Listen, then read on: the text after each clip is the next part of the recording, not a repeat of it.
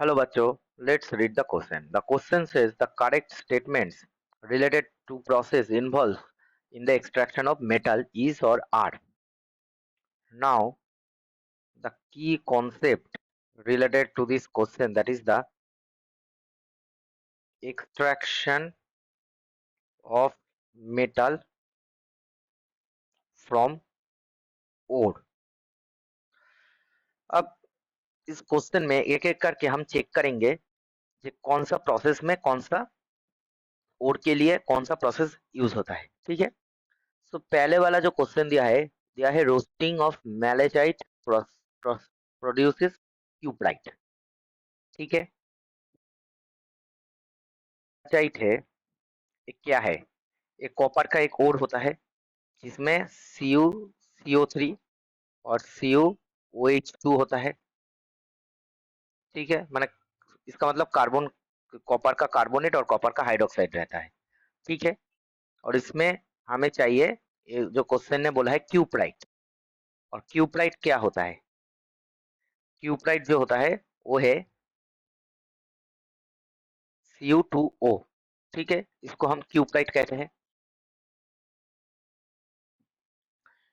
अब इस रिएक्शन में देखते हैं. ठीक है.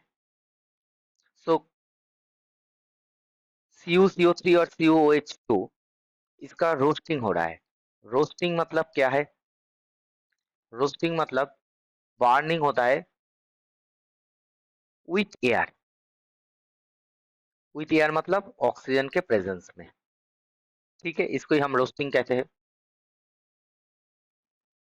अब इसको रोस्ट करके CO3 इस ब्रेक करके क्या होगा? CuO plus CO2. ठीक है. ये फॉर्म हो जाता है. ठीक है. और उसके साथ वाटर भी फॉर्म होता है.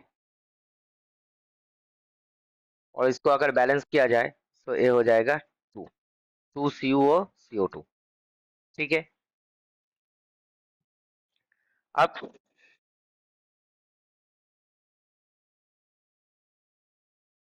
CuO है, Q प्लस है. ठीक है. ये ये जो है ये oxide is stable below 1100 degree centigrade.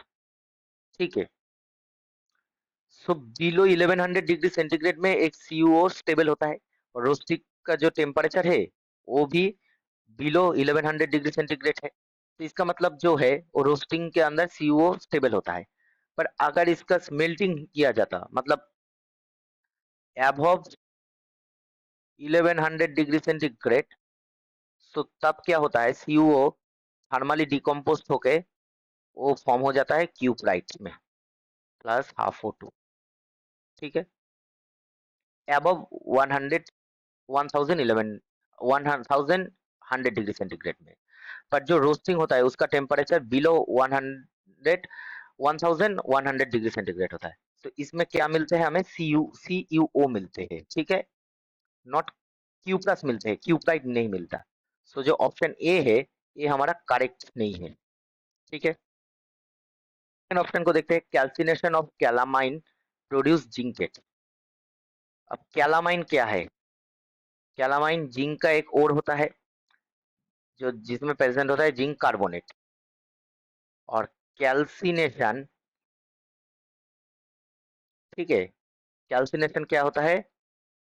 Burning without air. ठीक है. मतलब विदाउट ऑक्सीजन इसको बर्न किया जाता है. सो जब जिंक कार्बोनेट का कैल्सिनेशन किया जाता है सो ये थर्मली डिकम्पोज होकर बहुत ही टेम्परेचर हाई होता है, जेरेनो प्लस CO2 फॉर्म हो जाता है. ठीक है. अब जेरेनो को ही हम कहते हैं जिनसाइट. जो जिनसाइट फॉर्म हो रहा है. अब इस जिनसाइट का क्या होता है? फर्दर एक क्या होता है, जिनसाइट का कार्बन रिडक्शन होता है. ठीक है. कार्बन रिडक्शन होके ये जिंक और कार्बन मोनोक्साइड गैस में फॉर्म हो जाता है. ठीक है. इसमें हम प्योर जिंक मिल जाते हैं. सो ऑप्शन बी जो है वो करेक्ट ऑप्शन है. अब ऑप्शन सी को चेक करेंगे.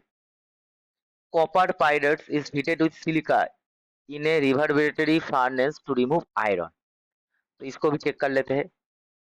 जो हमारा है कॉपर पायरेट्स का जो फॉर्मूला है वो होता है CuFeH2। सो ये भी एक और है, ठीक है। तो इसमें बोला है इसको हीटेड किया है with silica in a reverberatory furnace. अब जो हीटिंग होता है ऑक्सीजन के प्रेजेंस में होता है, तो इसमें फॉर्म होता है CuO plus FeO plus sulphur dioxide हो जाता है, ठीक है। हो गया। ये कुछ 2O2 रहता है, ठीक है। सो अब ये जो हमारा FeO आ गया, ठीक है। इसको हम क्या कहते हैं,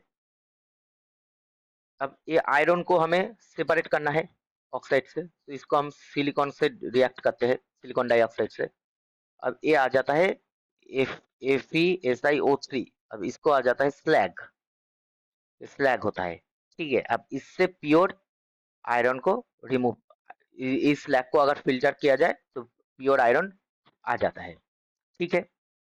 सो इसमें जो क्वेश्चन दिया है, जो copper pyrites heated with silica in a reverberatory furnace to remove iron, तो इसका मतलब यहाँ पर जो जो कॉपर का जो इसमें कॉपर और आयरन दोनों का ही ओर होता है। तो इसमें अगर रिवर्बरेटरी फर्नेस में अगर हीट किया जाए तो इसमें क्या होता है, CuO FeO SO2 होता है। अब SO2 क्या है, गैस है, वो तो गैस हवा में घुल जाएगा। अब रहेगा CuO और FeO। अब इसको अगर सिलिकॉन डाइऑक्साइड से रिएक्ट किया जाए तो FeSiO3 स्लैग में आ जाएगा। तो इसमें क्या हो जाएगा, आयरन इससे रिमूव हो जाएगा, रिमूव आयरन, क्योंकि वो स्लैग में चला गया। अब इसमें क्या बचे हैं, सिर्फ कॉपर बचे हैं, ठीक है, कॉपर ऑक्साइड। अब इसका अगर सेल्फ रिडक्शन किया जाए, कार्बन रिडक्शन किया जाए, तो इसमें आ जाएगा कॉपर प्लस कार्बन मोनोऑक्साइड, तो प्योर कॉपर हमको मिल सकते हैं। तो आयरन को ऐसे ही स्लैग बना के रिमूव कर दिया जाएगा। तो ए भी ऑप्शन सही है। अब ऑप्शन डी को चेक करते हैं। ऑप्शन डी है impurity silver is treated with aqueous KCN in the presence of oxygen followed by reduction with zinc metal. चलिए इसको भी देखते हैं हम। अब इसमें क्या है, जो सिल्वर है उसका रिएक्शन कुछ ऐसा होता है, 4Ag प्लस 8 साइनर, ठीक है। और उस और उसके साथ प्रेजेंस होता है वाटर प्लस ऑक्सीजन, और वो कुछ कॉम्प्लेक्स फॉर्म कर जाता है 4AgCN2 माइनस प्लस 4OH, ठीक है। अब ये जो 4AgCN माइनस है, बना है AgCN2 माइनस, ठीक है। इसके साथ रिएक्शन होता है जिंक का सॉलिड। अब जिंक का एफिनिटी साइनाइड से ज्यादा होता है rather देन सिल्वर, ठीक है। तो इसमें क्या आ जाएगा, जिंक CN होल 4 2 माइनस, ये होता है 2 एक्वास प्लस ट्वाइस सिल्वर। अब इसमें क्या हो रहा है, सिल्वर डिपोजिट हो रहा है, ये भी एक्वास फॉर्म में रहेगा, ठीक है। तो इसका मतलब क्या है, जो इम्प्योरिटी सिल्वर है वो ट्रीटेड हो रहा है KCN से, ठीक है, प्रेजेंस ऑफ ऑक्सीजन। अब रिडक्शन हो रहा है जिंक के साथ। जो जो इसमें इम्प्योरिटी था, अब KCN के साथ अगर KCN को हम आयनाइज किया जाए तो क्या होगा, K प्लस CN माइनस, तो साइनाइड से रिएक्ट होके एक कॉम्प्लेक्स फॉर्म हो रहा है। अब इस कॉम्प्लेक्स को अगर जिंक के साथ रिएक्ट किया जाए तो कॉम्प्लेक्स जिंक के साथ चला गया, और जो प्योर हमारा जो सिल्वर है वो हमें डिपोजिट हो जाएगा, मतलब इम्प्योरिटी निकल जाएगा, ठीक है। और जिंक का क्या होता है, जिंक D10 सिस्टम होता है, इसमें ज्यादा डी इलेक्ट्रॉन होता है, ठीक है। तो इसलिए साइनाइड क्या है, cyanide is a strong field ligand, ठीक है। और साइनाइड में क्या होता है, पाई एक्सेप्टेंस होता है। सो जितने ज्यादा डी इलेक्ट्रॉन रहेगा उसमें उससे के साथ ज्यादा बैक पाई बॉन्डिंग बेहतर बनेगा। तो जिंक के साथ तो उसका फॉर्मेशन ज्यादा होगा, सो ए मोर स्टेबल होगा रादर देन AgCN2। सो और इसको सिल्वर को रिप्लेस कर रहा है, डिस्प्लेस कर रहा है, ठीक है। सो ए भी ऑप्शन करेक्ट है। सो हमारा जो करेक्ट ऑप्शन है वो है, आंसर होगा BCD। ये तीनों ऑप्शन ही करेक्ट है। I hope you will understand the solution very well. Best of luck.